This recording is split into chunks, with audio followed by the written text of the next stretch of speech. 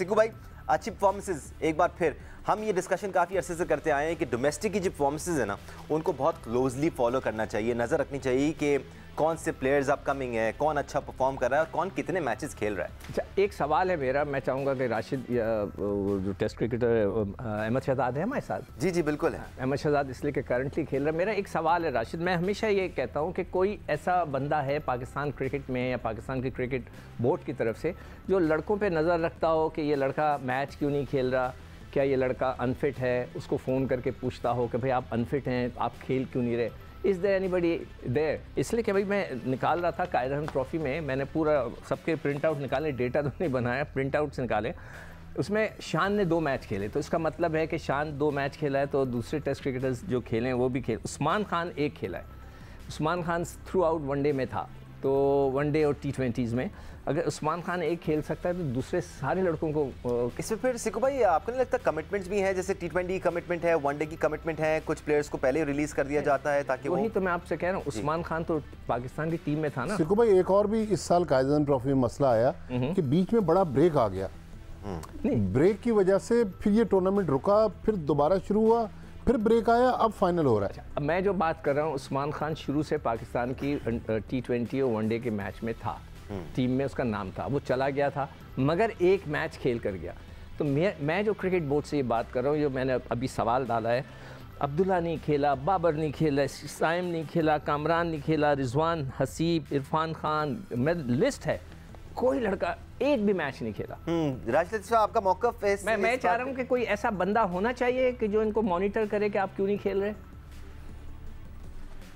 Long debate है ये। फिर मैं कंपेयर करूंगा कि विराट कोहली कितने मैच खेला, शुभमन गिल कितने मैच खेला, जयसवाल कितने मैच खेला। फिर मैं स्मिथ की पूछूंगा, स्मिथ कितने खेला, ख्वाजा कितने खेला और लबुशेन कितने खेला। हाँ, बिल्कुल। अच्छा, इसका मैं जवाब दूंगा, इसके बाद जवाब खेला और वो कितने खेला। फिर मैं पूछूंगा ब्रेथवेट कितने खेला। तो ये लॉन्ग डिबेट है सिकू भाई। अच्छा, अब मैं उसका जवाब दूं आपको। यूएसए की, मैंने सवाल नहीं पूछा। नहीं, मैं सिर्फ एक आपको डेटा दे रहा हूँ, मैंने ये बना के रखा हुआ है अपने पास। जो वर्ल्ड कप हुआ था यूएसए में T20 का वर्ल्ड कप हुआ था, उसका मैंने पूरा डेटा निकाला हुआ है जो मेरे पास पड़ा हुआ है। हमारे लड़कों ने 600 फर्स्ट क्लास मैच खेले, इंडिया ने 960। भाई ये सॉरी फाइनल इस वक्त चल रहा है और हमारे पास एजेंडा है ना, हमारे पास एजेंडा इस वक्त सर मासूमाना। दानिश सर आप रिक्वेस्ट तो सुन ले मेरी। नहीं, मेरी उसको बता दूं। आप रिक्वेस्ट नहीं सुन रहे हैं सर। हाँ, रिक्वेस्ट सिंपल सी ये है कि हमारे पास फाइनल चल रहा है, एजेंडा ये है कि हमने कायद आज़म ट्रॉफी के परफॉर्मेंस पे और फाइनल की परफॉर्मेंस पे बात करना है। ये जो टॉपिक है ये हम फाइनल खत्म होने के बाद we can always discuss it sir, we can talk about it. और ये सीरियस इश्यूज हैं कि पाकिस्तानी प्लेयर्स डोमेस्टिक क्यों नहीं खेल रहे हैं, किसी के 2 मैचेस है, किसी के 5 मैचेस है। ये 2 टीमें तगड़ी थी, पेशावर तो पिछले कुछ सीजन से ही तगड़ा परफॉर्म करती आ रही है, चाहे वो पेशावर के फॉर्म में हो या KPK के फॉर्म में हो, बट इस बार सियालकोट ने अच्छा परफॉर्म किया है। देखिए पेशावर रीजन तो काफ़ी अच्छे से परफॉर्म करती हुए है। ये तीनों टूर्नामेंट जीतते हुए आए हैं, चाहे वो वनडे हो, T20 हो, फर्स्ट क्लास हो। बीच में गैप आया, दूसरा टूर्नामेंट शुरू हो गया जिसमें प्रोविंस आ गए थे, तो ये चेंजेस होती रहती हैं। लेकिन पेशावर का अपना मकाम बन चुका है और बड़े टूर्नामेंट जीतते हैं, खेलते हैं। इनकी T20 की टीम भी बहुत अच्छी होती है, वनडे भी जीतते हैं।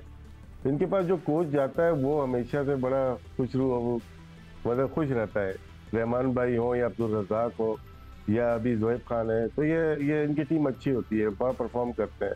सियालकोट ग्रेड 2 के बाद ग्रेड 1 में वापस आई है और बड़ा अच्छा परफॉर्म करते हुए फाइनल में आई है। मैच अगर आज देखें तो 239-7 हो गए पेशावर के। टॉस जीत के पहले बैटिंग कराई है और घास वाली पिच होती है, UBL की लो बाउंस है। लेकिन मेरे ख्याल से ये अच्छा हो गया पेशावर के लिए कि पहली बैटिंग कर दी। यहाँ ब्रेक पहले दिन भी हो रहा है, अगर आपने देखा भट्टी साहब बॉलिंग कर रहे थे, बहुत अच्छी ब्रेक हो रही थी उनकी।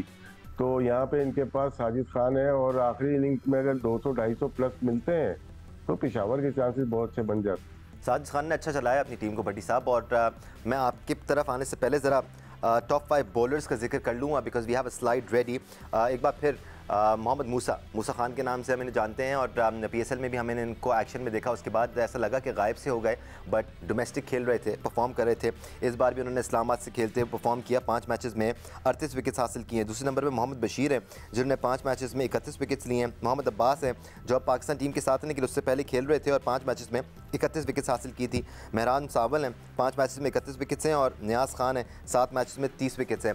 Lots of new names there Bhatti साहब, और ये खुशाइंद है और ये नए नाम जो है ना ये मेन स्ट्रीम पे आने जरूरी है। जी राशिद साहब कुछ कह रहे हैं आप? अहमद बशीर नाम है, मोहम्मद बशीर नहीं। जी अच्छा, जो मोहम्मद मूसा है, इन्होंने पाकिस्तान की तरफ से टेस्ट डेब्यू किया गालिबन 4 साल पहले इन ऑस्ट्रेलिया। लेकिन आज जो हम सुन रहे हैं और जिन लोगों ने इस साल मोहम्मद मूसा को कायद-ए-आज़म ट्रॉफी में बॉलिंग करते हुए देखा, वो कहते हैं कि ये बिल्कुल एक चेंज बॉलर की शक्ल में नज़र आ रहा है और बिल्कुल लग रहा है कि अब वो प्रोडक्ट है जिसको पाकिस्तान टीम में मौका मिलना चाहिए था। जिस तरह हमारे यहाँ अक्सर होता है कि हम प्री मेच्योर लड़कों को डेब्यू करवा देते हैं, अब शायद वो टाइम है कि मूसा पे एक बार सिलेक्टर्स नज़र मार सकते हैं।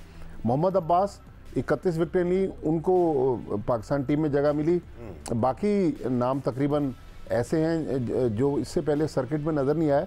आज जो मैंने यूबीएल कॉम्प्लेक्स की ये पिच देखी, हमने यहाँ पर बेताशा मैचेस कवर किए, कई दफ़ा जाना भी हुआ, लेकिन आज इसका स्क्वायर बिल्कुल ग्रीन है और विकेट जो है वो भी बज़ाहिर तो ग्रीन टॉप नज़र आ रही है, लेकिन गेंद कोई अनइवन उठ नहीं रहा, गेंद शुरू से ब्रेक भी हो रहा है। मेरे ख्याल में एक अच्छा पिच बना है फाइनल के लिए।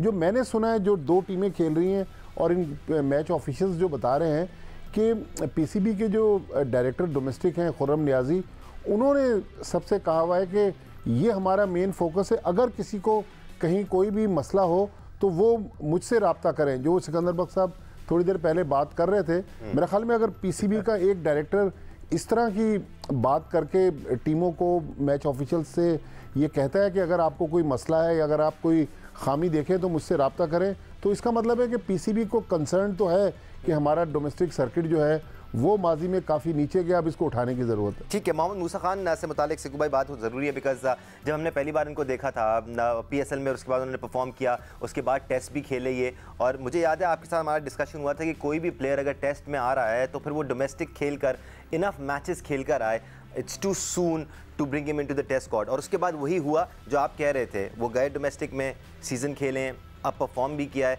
This is the right time for someone like Musa Khan to be inducted in the team. मुझे नहीं पता कि राइट टाइम है नहीं, वो कितना अच्छा हो गया है। विकेट्स ले रहा है? नहीं, विकेट्स लेना अलग चीज़ होती है, जी सर। मगर हमने कईयों को देखा विकेट्स ले, रन्स किए, जब इंटरनेशनल क्रिकेट में आते हैं तो वो कुछ डिफरेंट नज़र आते हैं।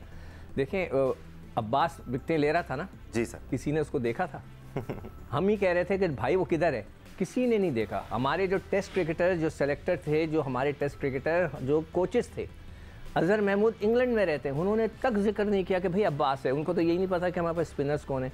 तो ये चीज़ें चलती रहती हैं। इसीलिए मैं पूछ रहा हूँ, जो नियाजी साहब कह रहे हैं कि जी मुझे बताया जाए, नहीं, he has to keep an eye on everything, he is suppose to keep an eye. अगर मैंने एक दिन 2 घंटे पहले मैंने ये सारी चीज़ें निकाली हैं, तो मैंने ये सिर्फ एक नज़र मारी तो मुझे एहसास हुआ कि हमारे तो कोई लड़का ही नहीं खेला, सिवाय जो मैंने 2-4 नाम लिए आपके, और कोई खेला ही नहीं। तो ये तो उनको पता होना चाहिए। वो फिर उन पर नज़र रख के फ़ोन करके पूछें, बेटा तुम क्यों नहीं खेल रहे, आप तो सेंट्रली कॉन्ट्रैक्टेड प्लेयर हैं, you are suppose to play. ये चीज़ें उनको बात करनी। तो मुझे नहीं पता कि ये सिस्टम किस तरह चलता है।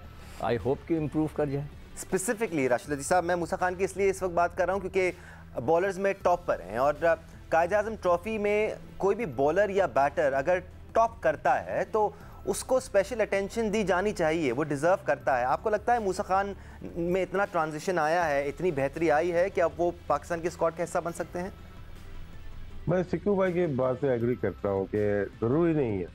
वजह ये कि देखिए, अब्बास एक इस्टेब्लिश बॉलर है, काउंटी से खेलता है, वो यहाँ पे आउट करे या ना करे इतना फर्क नहीं पड़ता। मूसा खान ने आउट किया, अच्छा है, क्योंकि बहुत पीछे जा चुके थे वो। जी सर। लेकिन ये याद रखिएगा, इस दफ़ा विंटर में मोस्टली मैच इस तरफ हुए हैं, नॉर्थ साइड पे हुए हैं या पंजाब साइड पे हुए हैं। और बॉल कोकोबोरा नहीं थी, ये बॉल है ड्यूक। इसमें फास्ट बॉलर जो पिचेस मिली हैं उस पर बहुत सारे बॉलर ने आउट किया है। मैं अहमद बशीर की बात करता हूँ, अच्छा तगड़ा बॉलर है ये। मैं फ्लैट पिच पे मैच देखने गया था, इस्लामाबाद नहीं हो रहा, अच्छी बॉलिंग कर रहा था, फिर पाकिस्तान ए के लिए भी खेल रहा है। वो ऐसा बॉलर है जो कि स्टडी बॉलर है, अपनी लेंथ अच्छी है उसकी 4 डे की। मूसा खान खेले हुए हैं, T20 भी खेले हैं, बहुत ज़्यादा खेले हुए है, इस्लामाबाद यूनाइटेड से भी, हर जगह से वो खेले हुए हैं। अच्छा है कि उन्होंने आउट किया, लेकिन ये हमें देखना पड़ेगा क्या वो आगे भी इसी तरह से परफॉर्म कर सकते हैं और दूसरे बॉलर में कम्पीट कर सकते हैं जो पाकिस्तान टीम में खेल रहे हैं। अभी हमने शाहीन को बिठा दिया, हमने हारिस रऊफ नहीं खेलते, हमारे हसनैन नहीं खेलते टेस्ट क्रिकेट, जिनको खेलना चाहिए। अगर मैं कंपेयर करता हूँ कि उनकी जगह इनको टेस्ट क्रिकेट डालें तो फिर शायद अभी इनका टाइम नहीं आया। अच्छा, दैट्स एन इम्पॉर्टेंट स्टेटमेंट, क्योंकि इसी तरह जिस तरह बॉलर्स का हमने डिस्कस किया उसी तरह टॉप 5 बैटर्स को भी ज़रा हम डिस्कस कर लेते हैं quickly. Let's have a look at the slide जिसमें टॉप 5 बैटर्स हैं इस साल कायद-ए-आज़म ट्रॉफी के। टॉप पर आपको नजर आएंगे सियालकोट रीजन के आज़ान अवैस जिन्होंने 7 मैचेस में 807 रन बनाए eight an average of 89.66। Imamul Haq दूसरे नंबर पर हैं जिन्होंने 5 मैचेस में 79 की एवरेज से 635 रन बनाए हैं। और मां सदाकत हैं जो पेशावर से खेल रहे हैं, 5 मैचेस में 557 रन बनाए हैं at an average of 69.62। Mohsin Riyaz हैं जिन्होंने 7 मैचेस में 512 रन बनाए हैं 85 की एवरेज से। आशिर महमूद हैं, इनको हमने पंजाब प्रीमियर लीग में भी देखा था जो जियो सुपर ने गुजरांवाला जाके कवर किया था। अच्छे डिसेंट बैटर हैं, इन्होंने भी 6 मैचेस में 54 की एवरेज से रन स्कोर किए हैं 494। तो इस टाइप एक साइड पे जब हम ये कह रहे हैं राशिद अली साहब के ड्यूक की बॉलें इस्तेमाल हुई हैं और बॉलर्स के लिए अच्छी कंडीशंस थी, या तो बैटर्स की भी तारीफ बनती है जिन्होंने इन कंडीशन में अच्छा परफॉर्म किया। यहाँ पे बैटर की तारीफ बनती है, अपने अवैस आज़ान की बात की है, बहुत अच्छा परफॉर्म किया है। मां सदाकत जिसे कि यहाँ पे खेल रहे हैं अभी जिनका नाम लिया था आपने, जी सर, उन्होंने अगर मैचेस देखते हैं उन्होंने 96 किए, 2 दफा 90s में किए, 1 दफा 114 किए और आज भी खेल रहे थे। बड़ा अच्छे प्लेयर लग रहे हैं ये, आपने T20 में भी देखा कुछ प्लेयर्स बहुत अच्छे आ रहे हैं। अवैस आज़ान अभी यहाँ बैटिंग करेंगे इस मैच में भी, तो मेरे ख्याल से ये जो जंग है ना बैटिंग का, ये हमें अच्छा मिलना चाहिए क्योंकि डिफिकल्ट कंडीशन थी इस दफा खेलने के लिए। और UPL की फ्रेश पिच है, यहाँ पे पहला फर्स्ट क्लास मैच हो रहा है इस साल का और इस वजह से अच्छी कंडीशन हमें मिली है वहाँ पे। लेकिन जिन बैटर्स की बात की है, बिल्कुल इनको बहुत क्लोजली वॉच करना चाहिए क्योंकि डिफिकल्ट कंडीशन में परफॉर्म करना बहुत अच्छा होता है और ये बैट्समैन मेरे ख्याल से आगे चलेंगे। राइट, अहमद भी हमें ज्वाइन कर चुके हैं। अहमद, ये जो टॉप 5 बैटर्स का हमने जिक्र किया, एवरेजेस बड़ी मज़ेदार हैं, 89, 79, 69, 85, 54। That's what we are looking for. Young talent में अगर ये एवरेजेस नजर आती हैं तो दैट्स अ पॉजिटिव साइन। जी बिल्कुल, स्पेशली ये देखें, ये सर्दियां भी थोड़ी बहुत हैं और फिर उसके अलावा ड्यूक का बॉल जब हम भी खेलते थे तो खेलना आसान नहीं है, मुश्किल होता है। सारा दिन बॉल हिलता ही चला जाता है और उसमें वही बैट्समैन परफॉर्मेंस करता है जो टेक्निकली सॉलिड होता है, जिसकी बेस जो है वो अच्छी होती है। फिर उसका करना ये होता है कि मसला ये है कि जो भी परफॉर्मेंस कर देता है हम उसको उठा के एकदम जो है एक सीजन की परफॉर्मेंस पे खिला देते हैं। ऐसा भी नहीं होना चाहिए, एक प्रोसेस है, उस प्रोसेस को पूरा करके ही जो प्लेयर आता है। आप देख लें कामरान गुलाम, वो प्रोसेस पूरे करके आया, बल्कि प्रोसेस से ज्यादा ही रगड़ा खा के आया। तो वो क्या कर रहा है, वो मुल्क के लिए परफॉर्मेंस कर रहा है। और अभी भी ये जो बच्चे हैं ये पोटेंशियल वाले बच्चे हैं। अब इससे आगे काम स्टार्ट होता है एकेडमीज का, के टूर्स का, ये सारी चीजें, शाहीन के टूर्स का, वहां पे फिर इनकी पोटेंशियल जो है इनकी कोचिंग होगी, कोचिंग करके इनको निखारा जाता है। फिर उनमें से जो समझ आती है, जिसको मौका देख के छोटी साइड्स आती हैं तो आप डेवलप करते हैं उसको इंटरनेशनल साइड के अंदर। ये एक प्रॉपर प्रोसीजर होता है। लेकिन हमारे यहाँ होता ही है क्योंकि हमने over the years domestic cricket पे इतना ध्यान दिया नहीं, ना ही किसी को करना आया, तो वो फेस कवरिंग के लिए जिसने भी परफॉर्मेंस की होती है या PSL में या डोमेस्टिक में, हम फौरन उसको खिलाना चाहते हैं। हैदर अली वगैरह की मिसालें हमारे सबके सामने हैं, भूले नहीं है। तो मेरा मशवरा यही है कि ठीक है, बड़े अच्छे प्लेयर हैं, यंगस्टर्स हैं, वेरी गुड, लेकिन एक प्रोसेस है, वो प्रोसेस तय करके ही पाकिस्तान टीम में आना चाहिए। बिल्कुल। एक सवाल बनता है, एक सवाल करना चाहूंगा अहमद से भी, शिकू भाई से भी और भट्टी साहब भी अगर देना चाहें, वो ये कि कुछ हमारे अंडर 19 से प्लेयर डायरेक्ट पाकिस्तान टीम में भी आते हैं और अगर तो वो अच्छे हैं तो लंबे अरसे के लिए खेलते हैं। उसकी मिसाल अहमद शराफ खुद है।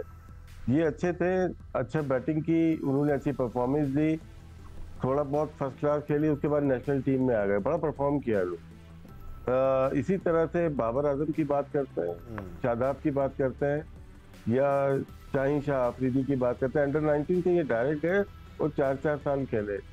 सिक्कू भाई के ज़माने की मैं जावेद मियांदाद की मिसाल देता हूँ कि वो आए और अंडर 19 के बाद थोड़े अरसे के बाद वो नेशनल टीम में चले गए।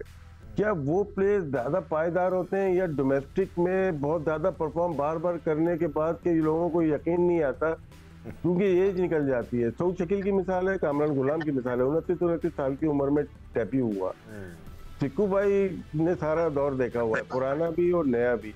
इसमें जो हाईली टैलेंटेड प्लेयर हैं, जल्दी पाकिस्तान से खेले और लंबे अरसे के लिए खेले। जी सिक्कू भाई, मैं इसका थोड़ा सा जवाब देता हूँ, मुझे थोड़ा इजाजत दें।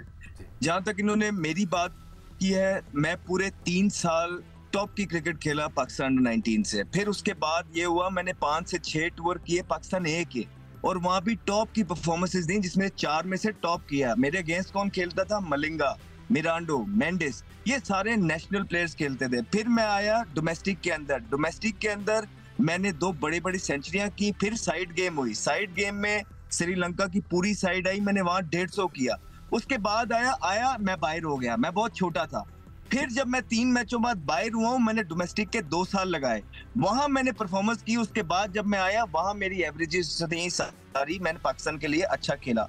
तो उसी बुनियाद पे मैं कह रहा हूं कि क्योंकि मेरा अपना एक्सपीरियंस मेरे सामने है। जब मैं पहले खेला था, मुझे लगता था मैं थोड़ा कच्चा था, लेकिन जब मैंने 2 साल का रगड़ा प्रॉपर डोमेस्टिक में खाया है, उसके बाद मुझे थोड़ी सी क्रिकेट की समझ आई। सिक्कू भाई आपका टेक ले लें। अच्छा देखिए, इसमें जब मैं खेल रहा था तो जावेद मियांदाद जो है एकदम से टेस्ट क्रिकेट में नहीं आया।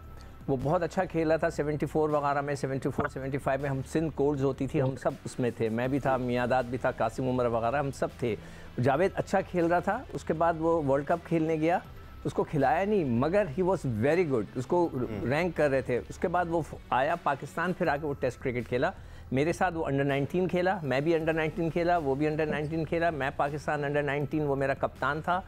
फिर उसके बाद मैं पेंटेंगुलर खेला, जिसमें 5 बड़ी टीमें थी, जिसमें ज़हीर अब्बास भी खेल रहा था, खान साहब भी खेल रहे थे, माजिद खान भी खेल रहा था, सब खेल रहे थे। उसमें मैंने कोई बहुत ज़्यादा आउट किए। फिर मैं टेस्ट टीम में आया, अंडर 19 में मैंने एक इनिंग में 9 आउट किए थे श्रीलंका के। फिर उसके बाद उन्होंने मुझे उसमें डाला, वहाँ मैंने परफॉर्मेंस की आया।